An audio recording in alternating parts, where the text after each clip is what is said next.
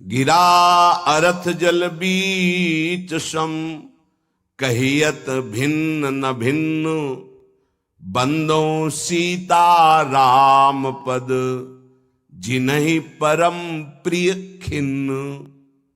खिन्न मानस,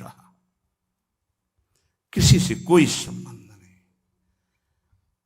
कोई बात करे तो उदासीन होकर बात करे, उसको रस ना मिल पावे, उसको प्रियता समझ में ना पावे। साधक की बात कह रहा हूं, आगे चल के तो सब जीवन शुभ प्रीति रीति निभात आपनी, वो स्थिति आ जाती है। पर साधक को चाहिए वो अपना बाहरी स्वभाव उदासीन रखे, खिन्न रखे। ये हर समय भौं चढ़ा के बात करते हैं, इनका तो कोई प्रेमवादी से लगना चाहिए। मुस्कुरा करके बात करना, ये आगे चलकर आता है। हंसी बोले बहुमान दे, बहुमान किसको दे रहा? आराध्य देव को। वो हंस किससे रहा? आराध्य देव से। साधक की हर समय स्थिति ऐसी नहीं होती, इसलिए उदासीन अति रही गोसाई। पूज्य श्री गोस्वामी जी महाराज कहते हैं साधक को उदासीन रहना चाहिए, बाहर से गंभीर, हंसी मजाक बातचीत गंभीर। सत्य बात तुम्हें बता दी, स्वीकार करो ना स्वीकार करो, आगे चलती है। उदासीनता, गंभीरता, खिन्नता ये साधक के स्वभाव में होनी चाहिए। बहुत मिलनुआ स्वभाव, हंसकर बात करना, ये आगे चलकर, अभी नहीं। उसको दबाओ उस वृत्ति को। बगल से कोई निकल गया, आपको राधे श्याम कहने की स्मृति उससे नहीं आनी चाहिए। कौन निकला आपको पता नहीं। दर्शन कर रहे हैं, कभी कभी यह भी पता नहीं चलता कि प्रभु पोशाक कौन धारण किए। अगर नेत्र में नेत्र मिले तो 1 घंटा दर्शन हुआ तो केवल नेत्रों का ही दर्शन हुआ। पत्रावली कपोल में कैसी बनी ये भी याद नहीं रहा। ऐसी होती एकाग्रता। सत्संग सुनने गए तो सिर्फ वक्ता की मुखाकृति और वचन, आप बैठे आसपास, आपके कौन बैठा आपको कोई परिचय नहीं। ऐसी महानिसंगता उपासक को चाहिए। ये कब आती है? जैसे जड़ भरत जी रघुगण को कहा कि महापुरुषों की चरण रज से अभिषिक्त होने पर ही ये ब्रह्मबोध होता है। प्रहलाद जी ने कहा निष्किंचना नाम न वृणीत यावत, जब तक निष्किंचन महापुरुषों की चरण रज नहीं लगेगी तब तक ऐसी निष्ठा नहीं होती जैसी मेरी है। शिरो में शोल्लासम बहत महताम सी पद रजा, ये महत पद रज कहां मिलेगी? हर कण वृंदावन का ये महापुरुषों की चरण रज, प्रियाजू की चरण रज महापुरुषों के आंसुओं से भींगा हुआ है। जहां की भी रज मिले उसे अपने धरोहर के रूप में, संपत्ति के रूप में, जैसे बहुत बड़ी क्या धरोहर है ये, प्रिया प्रीतम की संपत्ति, प्रेम संपत्ति प्रदान करने वाली। इसे आप लगाओगे तो आप सुरक्षित हो जाओगे। ये कवच है। कई बार शास्त्रों बारे चर्चा हुई है, पर बड़े भाग्यशाली साधक उपासक उपासिका होंगी जो इस बात को स्वीकार किए हैं कि रोज स्नान के बाद शरीर में रज लगाते हैं। ना करते हो तो फिर सुन लो, तुम्हारे हृदय को ये विकार तब तक जलाएंगे जब तक प्रेम रस के योग्य नहीं हो जाएगा। उस जलन को सहने के लिए ये सद्यो वशीकरण चूर्ण मनंत शक्तिम तम राधिका चरण रेणु मनुष्मरामी, ये श्री जी की चरण रज है जो आपको संभालेगी, कवच का काम करेगी। आपके शरीर में चरण रज लगी रहनी चाहिए। बिल्कुल मान लीजिए, अगर ये मान लोगे तो बहुत बड़ी वस्तु आपको प्राप्त होगी। शरीर में वृंदावन की रज लगी है, शरीर छूट जाए तो भगवत प्राप्ति हो जाएगी। मान लीजिए, बहुत बड़ी बात है। धन्य है वो उपासक जो रजोपसेवी है, रज लगाते हैं। एक ब्रजवासी आए, उन्होंने प्रश्न किया कि आपके जुगल उपासना में तो काली बिंदी लगती है, आप क्यों नहीं लगाते हैं? श्री कहते हैं उसे, काली बिंदी और सिंदूर की बिंदी। पूज्य श्री सदगुरुदेव भगवान ने आदेश किया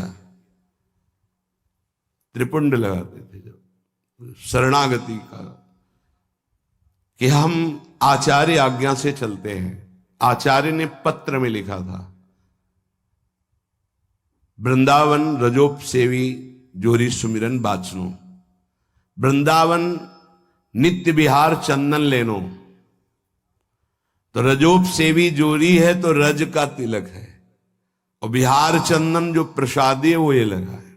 बस वो कोई वृंदावन की वस्तु नहीं है जो काली जी की है, ये वृंदावन की रज और वृंदावनेश्वरी का प्रसादी चंदन, इसके सिवा। तो ब्रह्मा जी भी आकर कहें तो हमारी समझ में नहीं आएगा, क्योंकि गुरु के वाक्य के आगे किसी का नहीं। वृंदावन रजरानी, वृंदावन वृंदावनेश्वरी, इनमें हमारी अनन्य आसक्ति हो जाए। जो लगाते हैं उनको प्रणाम है, पर हमारी गुरु आज्ञा है, आचार्य श्री हितजू महाराज, वृंदावन रजोप सेवी हरिवंश जोरी सुमिरन बाचनो, वृंदावन नित्य विहार चंदन लेनो, आज्ञा है, उसी का पालन है। अगर महापुरुषों की चरण रज लग रही है तो महानिशंगा नाम मान लीजिए। बार बार इसलिए कह रहे मान लीजिए, आप में सामर्थ्य नहीं कि आप असंग हो सके। महानिशंगा नाम तो बहुत बड़ी बात है, वो कहीं आसक्त नहीं, न स्वभाव में, न सूक्ष्म शरीर में, न स्थूल शरीर में, और न बाहरी व्यवहार में। वो अपने स्वरूप में स्थित महापुरुष है, वही महानिशंगा नाम होता है।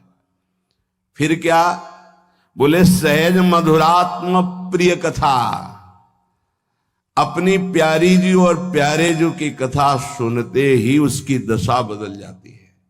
प्रसंगानाम प्रेमोत्पुलक गलदस्रा कुलगिराम,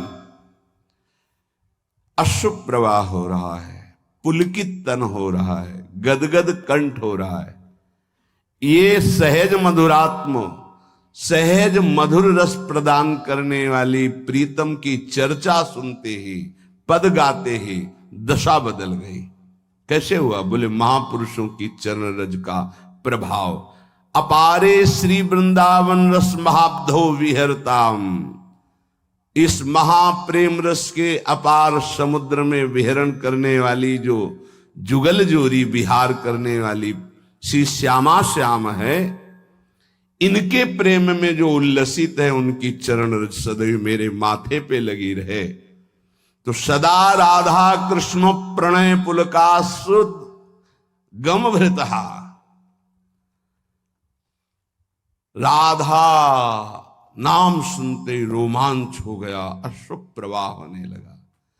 श्यामा श्याम की बात सुनते ही, पद सुनते ही पुलक, पुलकावली, अश्रु बहने लगे और देह कंपायमान होने लगी। ये बड़े भाग्यशाली, इसमें जानबूझकर नाटक न करे, स्वाभाविक आ जाएगा। नाम जप करो, रस सिंधु वृंदावन की रज लगाओ, और रहने से रहो तो स्थिति आ जाएगी। एकांत में चिल्ला चिल्ला के रोने का मन होता है। जैसे डकार आती है ना, तो उसको निकलना ही पड़ेगा। ऐसे रोना आता है, स्वाभाविक। क्यों रोना आता है? कुछ चाहिए, कोई दुख, कोई विपत्ति? नहीं, स्वाभाविक। वो एक प्रक्रिया है उस प्रेम की। रोना आता है, हल्का हो गया, रोया, थोड़ा शांति मिली। अगर रोएगा नहीं तो रह ही नहीं सकता। उसकी दिनचर्या है रोना, कभी भी कहीं भी भाव आ जाएगा। किशोरी कंदर्पा कुल कनक गौरांग लतिका, आहा, जो किशोरी जो हमारी गौर वर्ण है, जो कनक लता है, ऐसे उपासक का यही जीवन हो जाती है। जीवन का तात्पर्य प्रसाद सृग वस्त्राभरण कृत भूषा प्रणयनो, वो इनके प्रसाद से प्राण पोषण करता है। इनके चरणामृत की ही वो वृत्ति साधना है। हमारा साधन बल क्या है? इनका चरणामृत। वस्त्राभरण, कोई भी वस्त्र बिना प्रसादी के लाडली जू का, गुरुदेव का, शरीर पे नहीं धारण। नवीन वस्त्र को देखा गुरुदेव भगवान कैसे प्रसादी करते हैं। पहले उसे धोते हैं, प्रक्षालन करते हैं, फिर सुखाते हैं, फिर श्री जी के सिंहासन में स्पर्श करा के रजरानी में ऐसे 1-2 बार फिर उसे धारण करते हैं। श्री जी का पहले धोते हैं नया वस्त्र, श्री जी के सिंहासन को अर्पित करके फिर रजरानी में 1-2 बार लोट लगा के उस वस्त्र को फिर धारण करते हैं। वस्त्रा आभरण, प्रसाद, प्रसाद स्वरूप ही हमारा भोजन है। प्रसाद चरणामृत, प्रसाद वस्त्र आभरण, प्रसादी माला, प्रसादी पुष्प, प्रसादी इत्र, इनका बड़ा आदर करें। श्री जी का प्रसाद, यही हमारा जीवन है।